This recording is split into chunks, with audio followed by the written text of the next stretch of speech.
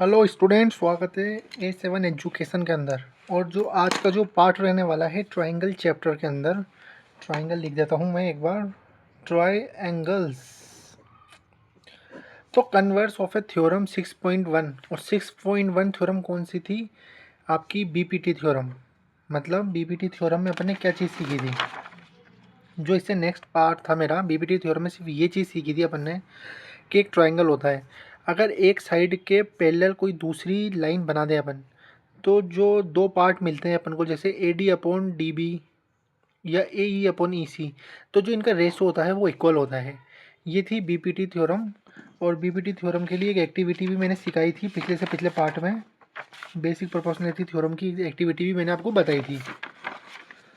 अब बीपीटी तो अपन ने सीख ली थी। बीपीटी में सिर्फ ये चीज़ याद थी अपन को, हमेशा जो बीपीटी थ्योरम में सिर्फ ये एक चीज़ दिमाग में रहेगी कि कोई भी पैरेलल लाइंस जो अपोजिट रेस होते हैं वो इक्वल में डिवाइड करती है। लेकिन कन्वर्स ऑफ बीपीटी क्या है? तो देखो, कन्वर्स ऑफ बीपीटी मतलब बीपीटी का उल्टा।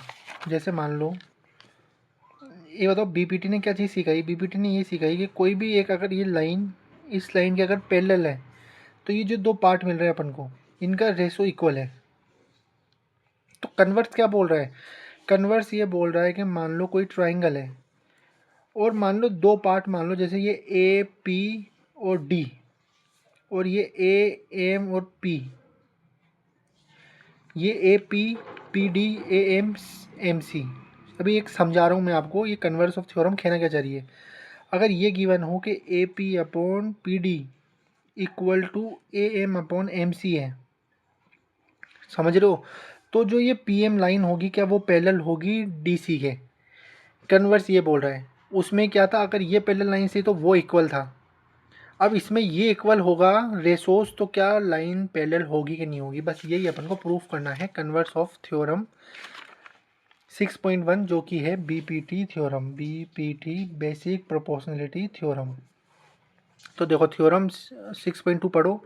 If a line divide any two sides of a triangle in the same ratio, जो मैंने अभी आपको इसमें समझाया था कि दो रेशो में डिवाइड कर देती है कोई line, then the line is parallel to the third side.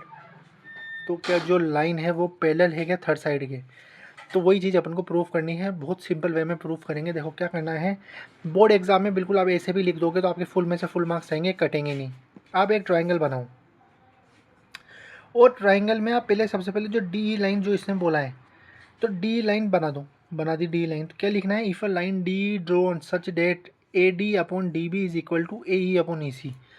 ये तो बात है कि भैया दो साइड इक्वल है। देखो ये लिखा है ना, सेम रेशो में अपन को मिल रहा है, मतलब A D upon D B is equal to A E upon E C अपन को मिल रहा है। लेकिन अभी अपन को प्रूफ क्या करना है? प्रूफ अपन को ये करना है कि D parallel to B C है। लेकिन अब अपन ये तो लिख नहीं सकते, क्योंकि प्रूफ ही यही करना है अपन को। तो अपन क्या लिखेंगे कि assuming that D E is not parallel to B C. ये अपन ने लाइन अज्यूम कर ली कि भाई ये पैरेलल नहीं है। तो अब अपन को क्या करना है, पैरेलल बनाने के लिए अपन एक, मान लो एक लाइन ड्रॉ कर देते हैं डी ई डैश।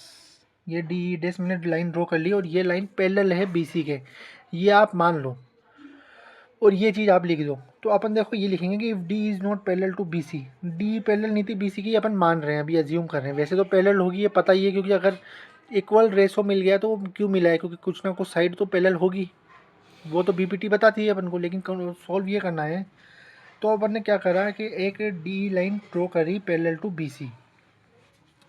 तो अब in triangle A B C D E dash parallel to B C अपन ने मान लिया। अगर ये मान लिया तो क्या होता है, बीपीटी के अनुसार रेशोज इक्वल हो गए। मतलब A D upon D B अब इक्वल हो जाएगी ए ई डैश। देखो अब मैं ले रहा हूँ A E dash upon E dash C. BPT theorem यही बोलती थी कि अगर दो लाइन पैरेलल हैं, अपन ने पैरेलल इसको मान लिया डी ई डैश को, जो बी सी के पैरेलल है, दिख नहीं रही पैरेलल, लेकिन अपन ने मान लिया कि भाई बी सी पैरेलल है डी ई डैश के, मान लिया। तो क्या हो गया, ये दो पार्ट के जो रेशोज हैं वो इक्वल हो गया। गिवन क्या था? गिवन अपन को ये था A D equal to A D upon D B is equal to A E upon E C. तो देखो गिवन अपन ने ये लिख दिया, A D upon D B is equal to A E upon E C, ये लिख दिया। ये तो अपन ने जो पैरेलल लाइन्स आई थी उसके रेशो लिखे, ये अपन को गिवन था पैरेलल लाइन। भाई ऊपर तो गिवन ही था ना, अपन ने तो सिर्फ लाइन पैरेलल नहीं मानी अभी, क्योंकि अपन सोल्व करना चाह रहे हैं। अब इक्वेशन अपन लेंगे 1 एंड 2। अगर इक्वेशन 1 एंड 2 ले लेते हैं अपन, तो भाई इक्वेशन 1 और 2 में अपन ने क्या करा, देखो A D upon D B के इक्वल ये है और A D upon D B के इक्वल ये है, तो अपन ये दोनों चीज़ यूनिट लिख सकते हैं। A E dash upon E dash C is equal to A E upon E C, ये लिख दिया अपन ने, बिल्कुल लिख दिया। अब अपन को क्या करना है, इसका एक एग्जाम्पल में है, बाकी ये जो थ्योरम है ये आपकी बुक में सोल्व नहीं करा गई, तो मैंने इसको बहुत बेहतरीन वे में बना के रख रखा है। आप इसको बिल्कुल नोट करना कॉपी में, और यही लिख के क्या होगा, एग्जाम में फुल मार्क्स मिल जाएंगे। अपन क्या कर रहे हैं, adding 1 on the both side, मतलब A E dash upon E dash C plus 1 और ए ई अपॉन ई सी प्लस 1। इससे इस इक्वेशन में तो कोई चेंजेस नहीं हुआ। अगर 1 इधर जाएगा तो कट जाएगा, मतलब मैं +1 और +1 इसमें कुछ भी करूँ, माइनस प्लस सब्ट्रैक्ट मल्टीप्लाई कुछ भी करूँ, कुछ फ़र्क नहीं पड़ता, क्योंकि अपन बोथ साइड कर रहे हैं।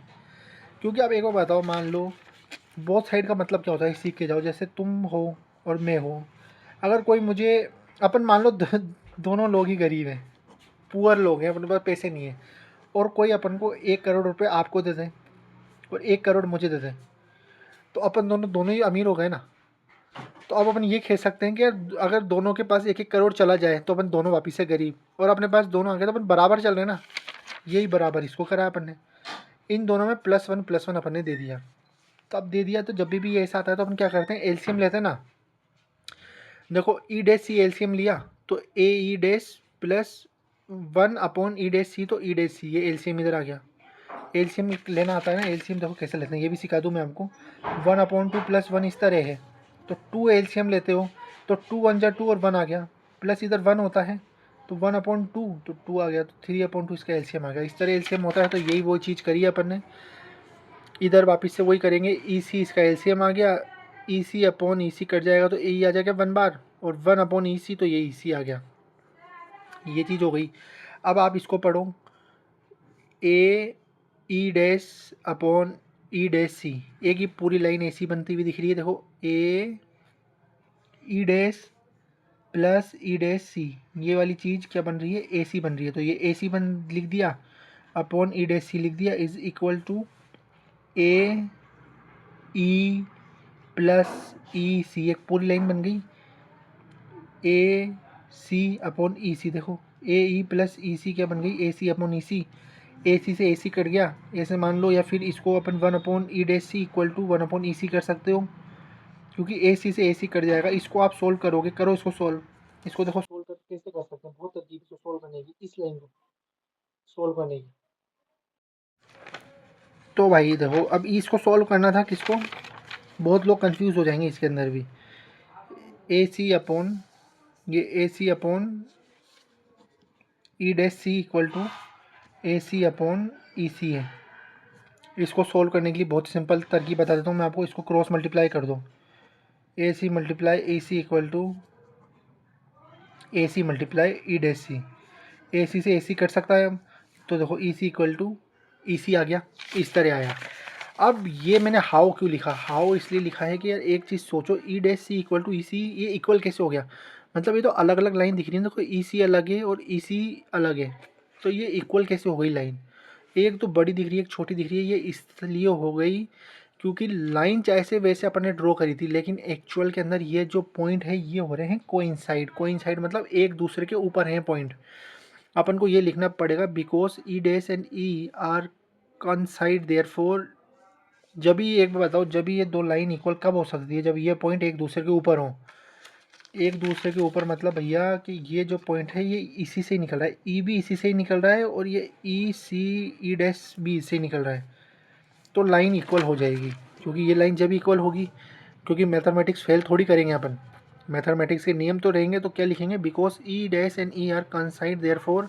अगर कंसाइड हो गई तो मतलब जो अपन ने क्या माना था, अपन ने बी डैश को पैरेलल माना था, अब लेकिन बी डैश पॉइंट ही ई निकला, तो अपन क्या बोलेंगे, D E parallel to B C, D E parallel to B C. और इस तरह अपनी जो कन्वर्स ऑफ ए थ्योरम वाली बीपीटी की उल्टी थ्योरम इस तरह प्रूव होती है। और आई थिंक सो तुम्हें बिल्कुल समझ में आई होगी, बहुत मैंने ब्रीफली समझाया है।